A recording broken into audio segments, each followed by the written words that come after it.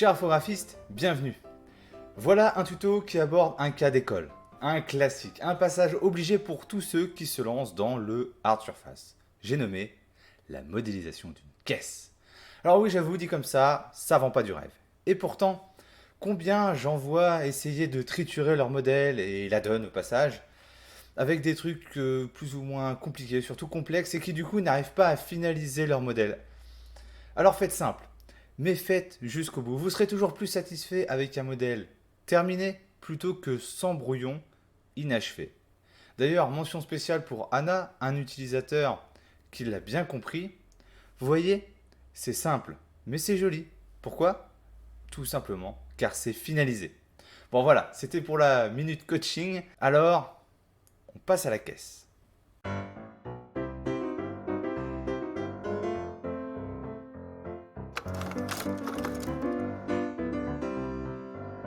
Histoire de partir sur les mêmes bases, petit tour des préférences utilisées dans ce tutoriel.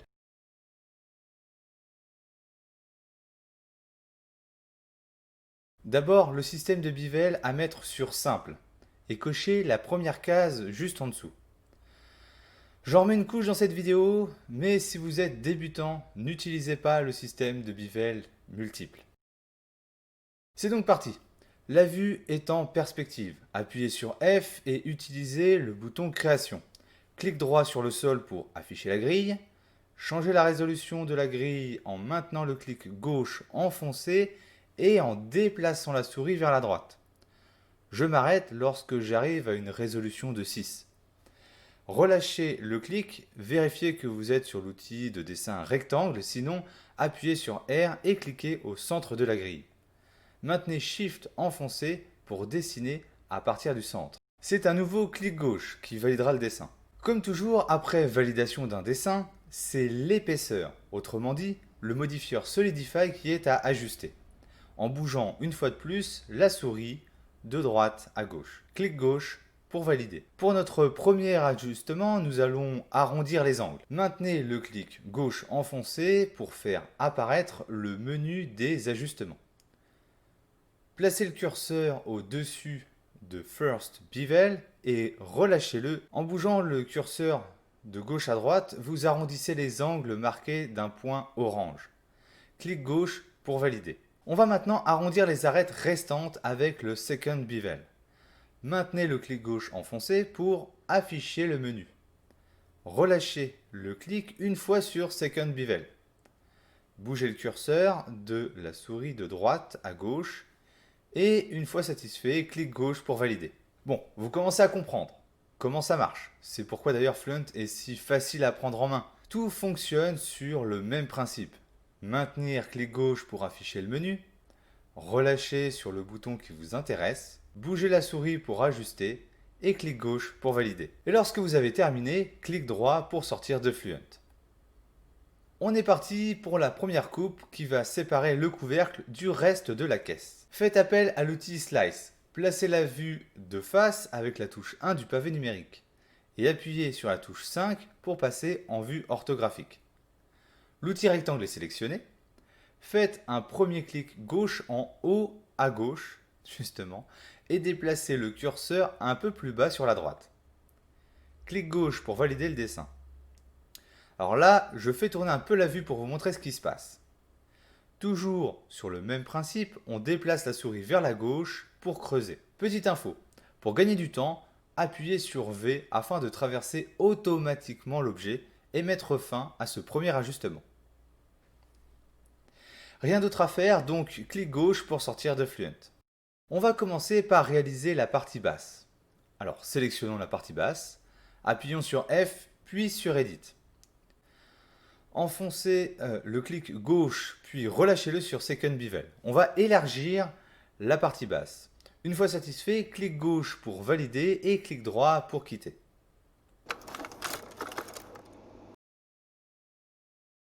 Pour cela, on va utiliser l'outil Inset.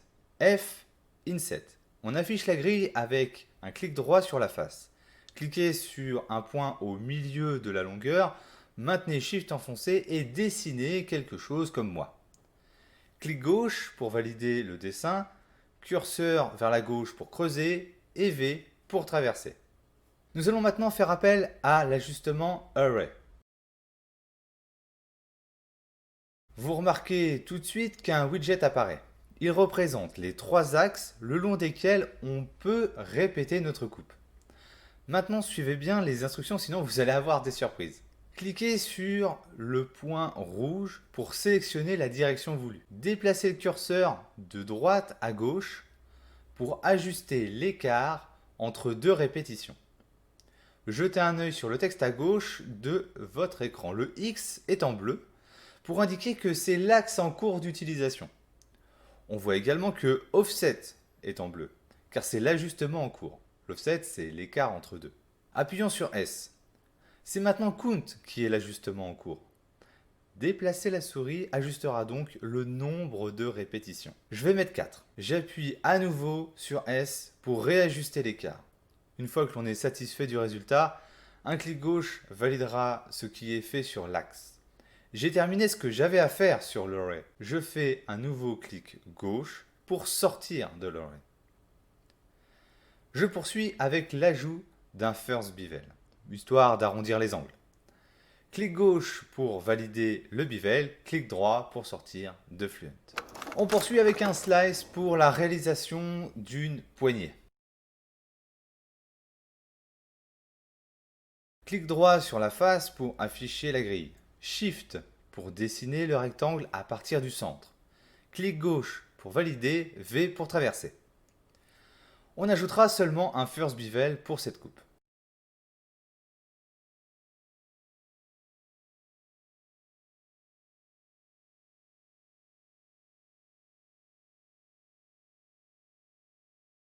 Alors, utilisons un nouvel outil pour terminer cette poignée. D'abord, sélectionnez-la et appelez l'outil Cut et ne dessinez rien. Au lieu de dessiner, on passe en Edit Mode avec la touche Tab. Petite info, lorsque vous êtes en Edit Mode, Fluent n'agit plus du tout. Vous êtes à 100% sur le fonctionnement normal de Blender. Reprenons. Sélectionnez la face et faites un Inset avec la touche I. Tout comme dans Fluent, le mouvement de la souris permet d'ajuster l'amplitude et le clic gauche valide l'opération. On va maintenant convertir cette face en un objet Fluent avec le raccourci Shift I. Nous voilà de retour dans l'utilisation normale de Fluent. Ajuster le Solidify, valider avec le clic gauche, puis ajouter un mirror avec, sur l'axe vert, puis sortez avec un clic droit. On est maintenant face à un cas très courant et qu'il faut que vous maîtrisiez. Première chose, le bevel est trop large, ce qui entraîne ce que l'on appelle de l'overlapping, c'est-à-dire un chevauchement. La solution, c'est la réduction du bevel. Ici, pour des questions de cohérence, je vais réduire le bevel des 3 objets qui se touchent. Je sélectionne les 3 objets et j'appuie sur F. Dans le bas du menu circulaire, j'ajuste la taille du bevel. Alors là, on a maintenant le problème numéro 1. Le problème le plus courant, le problème qui apparaît partout et qui rend tout le monde complètement fou. Ce que l'on appelle les edges de support. J'en ai déjà parlé dans plusieurs vidéos et il est clair que ce ne sera pas la dernière fois. On a donc des edges qui sont ajoutés par Blender en automatique dans les coins. Très souvent, ces arêtes combinées à un bevel produisent de l'overlapping. La solution est la suivante. Ajouter nous-mêmes des arêtes sur l'objet coupé en prévision de la coupe. Alors allons-y. Sélectionnez la poignée et appuyez sur le slash au-dessus du pavé numérique. Votre objet est maintenant isolé, ce qui va faciliter le travail. Passez en Edit Mode avec Tab, puis avec CTRL R, ajoutez une arête en plein milieu. Clic gauche pour ajouter l'arête et clic droit pour la placer au milieu. Appuyez sur F3 et recherchez Fluent. Ensuite, utilisez la deuxième fonction. Je ne redonne pas l'explication complète ici de cette fonction, vous la trouverez dans la fiche que je vous mets juste au-dessus. Mais pour faire simple, elle va corriger une autre mauvaise habitude de Blender qui donnerait des résultats pour le moins étonnant, voire destructeur. Bref, nous voilà de retour en Object Mode avec un mesh tout beau, tout propre. Appuyez à nouveau sur Slash pour refaire apparaître tout votre modèle.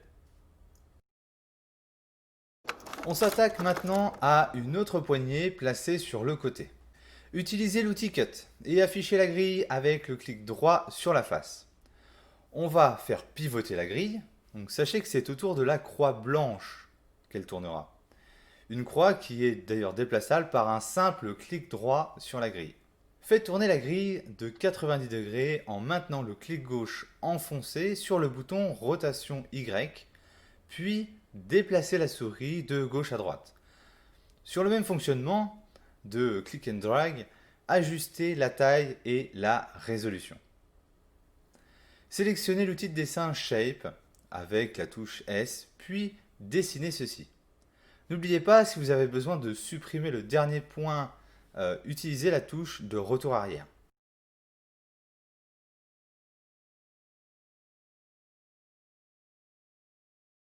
Une fois le dessin fait, clic gauche pour valider. Ajoutez le miroir. Et maintenant, n'oubliez pas, si vous souhaitez modifier la forme de l'objet booléen, pas besoin de sortir de Fluent. Appuyez sur Tab pour passer en Edit Mode et faites vos modifications.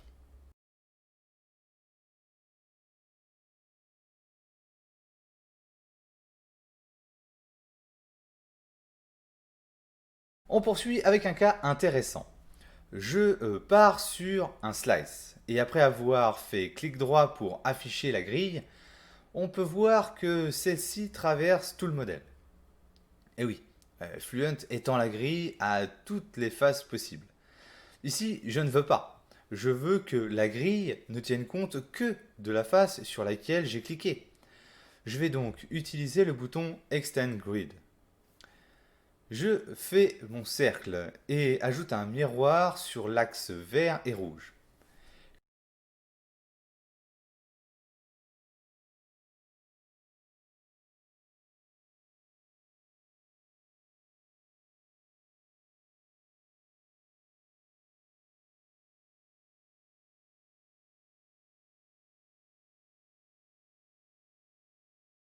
Clic gauche pour valider le miroir, clic droit pour quitter.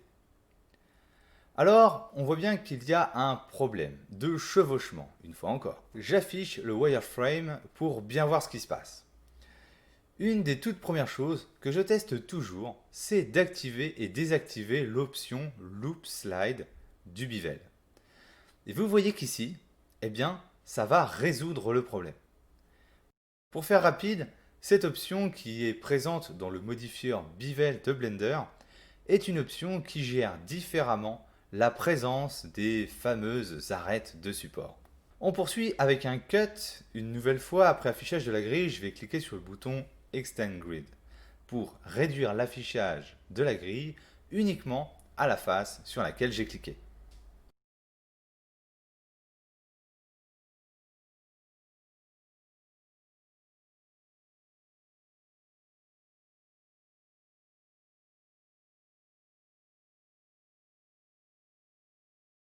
Une fois de plus, j'ajoute un mirror sur l'axe vert et rouge afin de suivre la découpe précédente.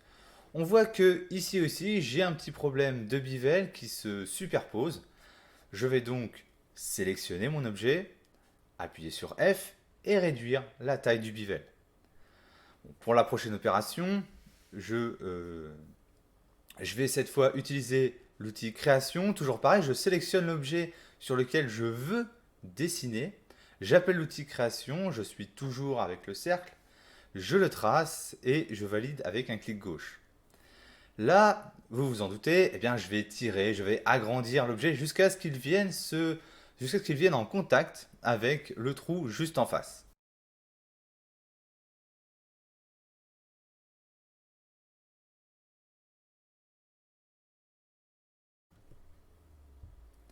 Et bien voilà, l'air de rien, on vient de terminer la partie basse. On va pouvoir commencer à travailler le couvercle. Notre première découpe sur le couvercle sera un slice. J'appelle le menu avec la touche F, J'appuie sur le bouton Slice et je fais un clic droit sur le dessus du couvercle pour afficher la grille. Alors j'observe la grille pour trouver le milieu du bord et je trace un rectangle, toujours en restant appuyé sur la touche Shift pour dessiner à partir du centre. Partons du côté du first bevel. Je pense que vous avez compris maintenant, je déplace ma souris de gauche à droite pour régler la largeur du bevel, mais ici ce que l'on va faire en plus, c'est appuyer sur la touche C pour modifier le profil. Et comme vous le voyez, je m'arrête sur un profil droit. Le clic gauche me permet une nouvelle fois de valider l'opération et j'ajoute un miroir. J'en ai fini pour cette coupe, je fais donc un clic droit pour sortir de Fluent. Pour donner maintenant un petit peu plus de détails à cette partie-là, on va la sélectionner, appuyer sur la touche F et cliquer sur le bouton Edit. Ce qui nous permet de revenir à l'édition de cet objet. Pour rappel, le grand bevel, c'est le résultat du second bevel.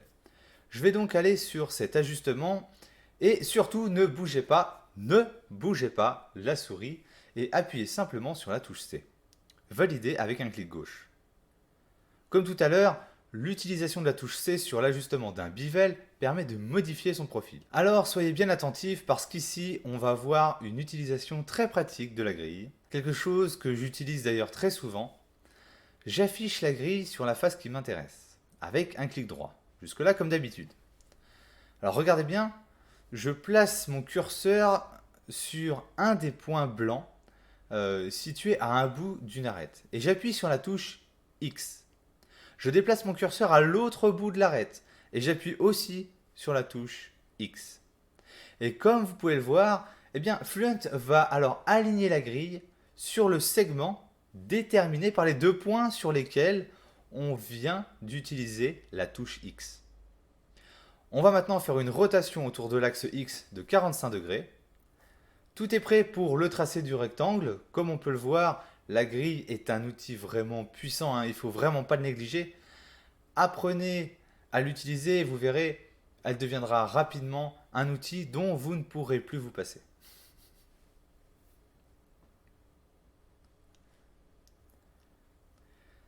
J'ajoute un dernier petit détail sur cette partie, un simple rectangle sur la partie haute. Vous allez voir qu'ici, une fois de plus, on a un problème de chevauchement qui lui aussi sera réglé par l'utilisation de l'option Loop Slide.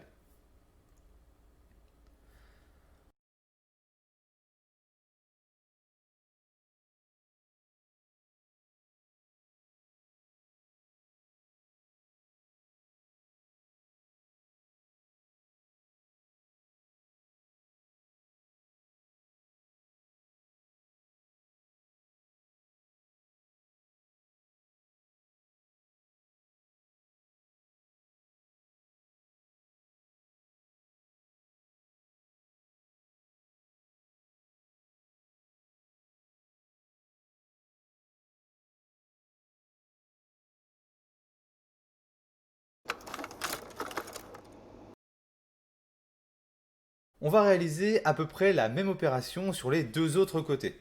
J'appelle l'outil Slice, je fais un clic droit sur le couvercle pour faire apparaître ma grille et je dessine mon rectangle.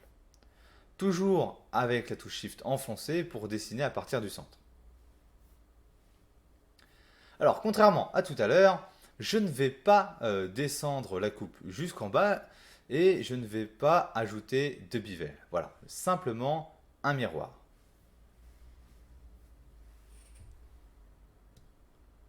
Une fois la coupe terminée, je sors de Fluent et je sélectionne mon nouveau morceau. Je vais à nouveau l'éditer comme le précédent, j'appuie sur F, Edit, je reste cliqué sur le bouton gauche de la souris pour faire apparaître le menu des ajustements et je vais sur Second Bevel. Ne bougez pas la souris, appuyez simplement sur la touche C. Comme il n'y a rien d'autre à faire, vous pouvez directement quitter Fluent avec un clic droit. Alors surtout ne lâchez rien car là on attaque une partie qui va être riche d'enseignements. On commence facile avec l'écran. C'est un simple slice. La seule petite astuce pour l'écran, c'est de descendre la résolution de la grille à 4 pour avoir un point au milieu de la moitié de la longueur. Voilà, dit comme ça c'est un peu compliqué, mais suivez l'écran, ce sera plus facile. On voit que pour un écran, le bevel est un peu gros. Donc, une fois de plus, je vais sélectionner tous les objets et réduire le bevel.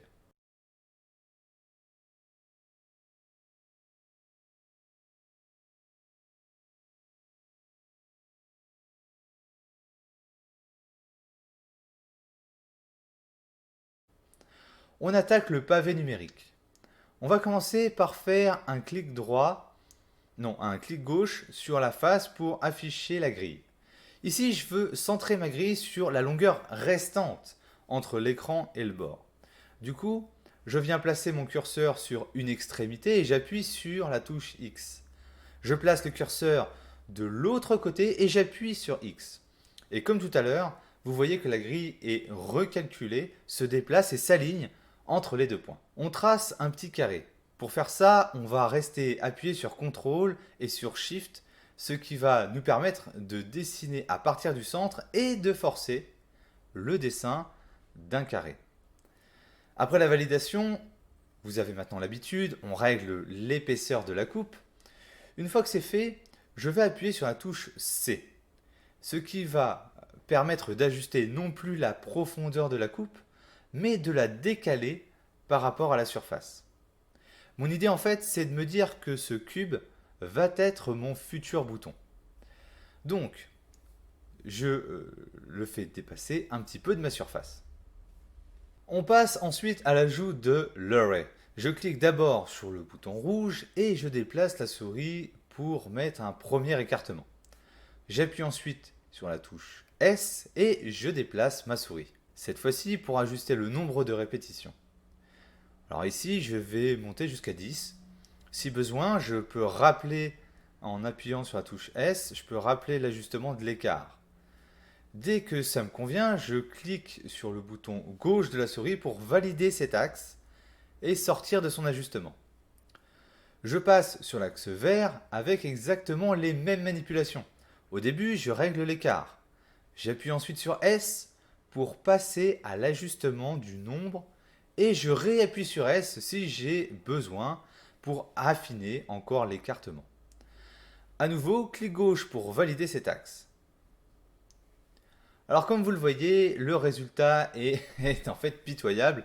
En termes de topologie, c'est vraiment l'enfer. Les bivels sont complètement déformés. Alors bon, est-ce que vous n'auriez pas une petite idée de comment est-ce que l'on va s'y prendre? Une fois de plus, on est sur ce problème des arêtes de support ajoutés n'importe comment par Blender. On est donc parti pour la correction. On sélectionne l'objet qui est découpé et l'objet booléen. Toujours pour travailler plus facilement, on va les isoler en appuyant sur la touche slash. On va maintenant sélectionner uniquement l'objet qui est découpé et appuyer sur la touche Tab pour passer en Edit Mode. On se place en vue de dessus avec la touche 7 et on bascule en vue orthographique avec la touche 5. On va réutiliser le raccourci CTRL-R pour ajouter des arêtes sur notre face. L'objectif ici est de faire passer ces arêtes en plein milieu des petits cubes qui servent à la découpe. Si vous ne connaissiez pas le raccourci CTRL-R dans Blender, eh bien le Hard Surface, c'est l'occasion de l'apprendre par cœur. Car vous allez voir, ça va vite devenir votre ami pour corriger tout un tas de problèmes. Une fois tout ce petit monde en place, en restant appuyé sur la touche Shift, vous allez sélectionner toutes ces arêtes. Appuyez sur la touche F3 de votre clavier, comme tout à l'heure, recherchez le mot Fluent et utilisez la fonctionnalité qui s'intitule Remove Vertices from Vertex Groups. Et là, eh bien, on est content parce que tout est nickel. Il n'y a pas une arête qui bave, tout est propre. Là, on se sent bien, c'est impeccable. Si vous ne connaissiez pas cette histoire de support, eh bien là, vous avez pris du grade. Pour finir, sélectionnez ce tableau de petits carrés, appuyez sur la touche F et allez sur le bouton dupliquer. Et restez appuyé sur la touche Shift en cliquant dessus. Ça fait ce que j'appelle une extraction. L'objet booléen est en fait dupliquer pour être utilisé comme un objet à part entière. C'est une fonction parfaite pour réaliser des boutons. Il n'y a plus qu'à ajouter un bevel dessus, si besoin. Toujours dans le menu circulaire, vous pouvez ajuster la taille du bevel.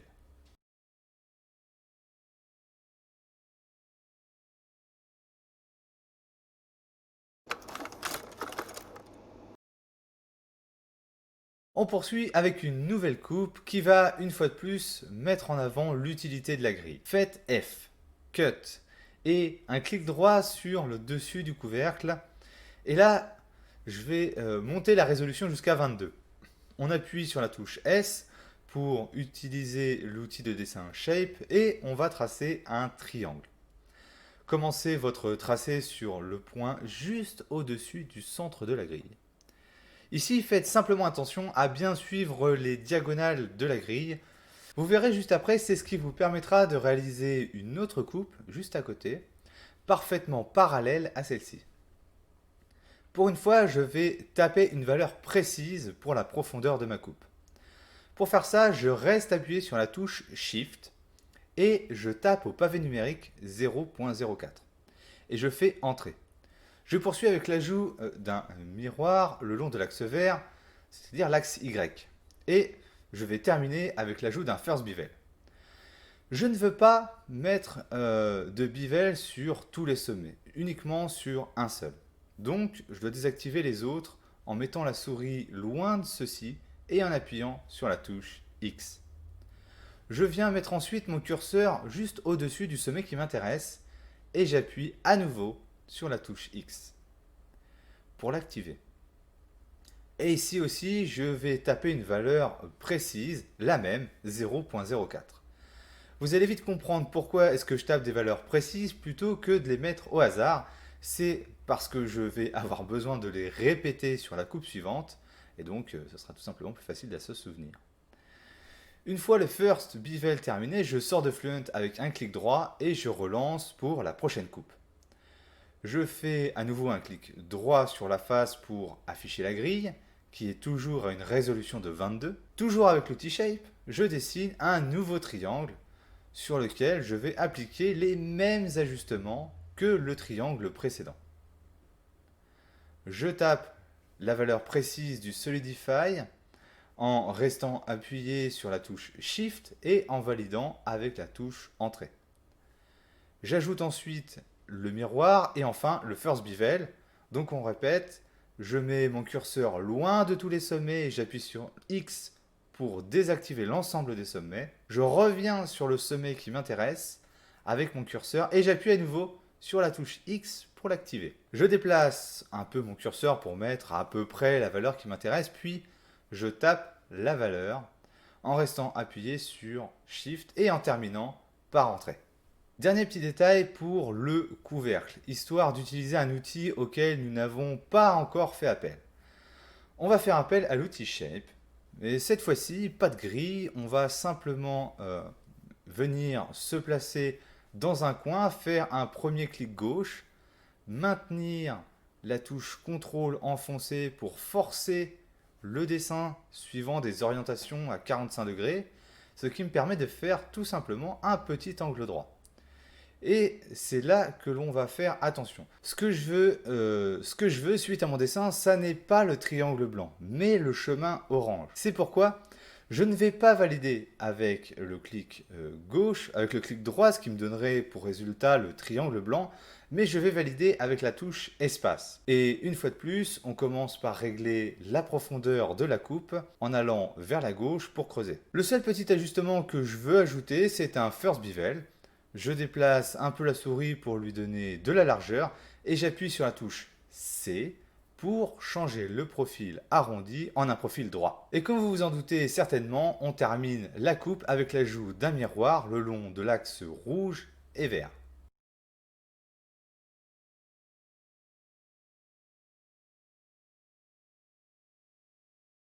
N'oubliez pas, vous travaillez de manière non destructive. Modifiez la dernière coupe par exemple. Vous pouvez sélectionner l'objet, passer en Edit Mode en appuyant sur la touche Tab et avec la sélection de vertex, faire quelques ajustements. comme je le fais ici par exemple.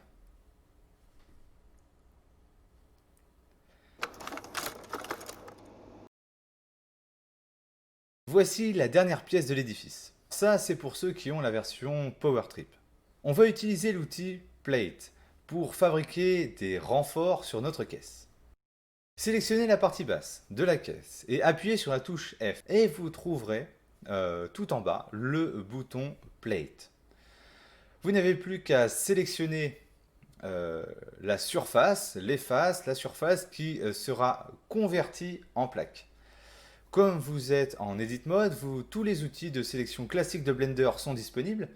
Vous pouvez, par exemple, rester appuyé sur la touche CTRL pour sélectionner toutes les faces entre deux faces, ou encore utiliser la touche C qui va vous donner un espèce de pinceau de sélection. Dans tous les cas, une fois la sélection faite, appuyez sur la touche Entrée pour valider et transformer l'ensemble des faces sélectionnées en un nouvel objet qui est donc la plaque.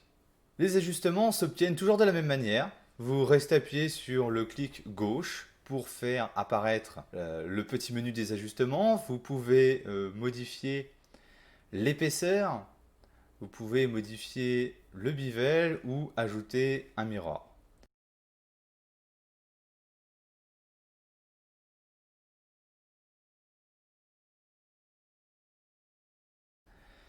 Alors bon, je suppose que vous avez compris, hein, vous êtes des gens intelligents, on va faire exactement la même chose pour le couvercle.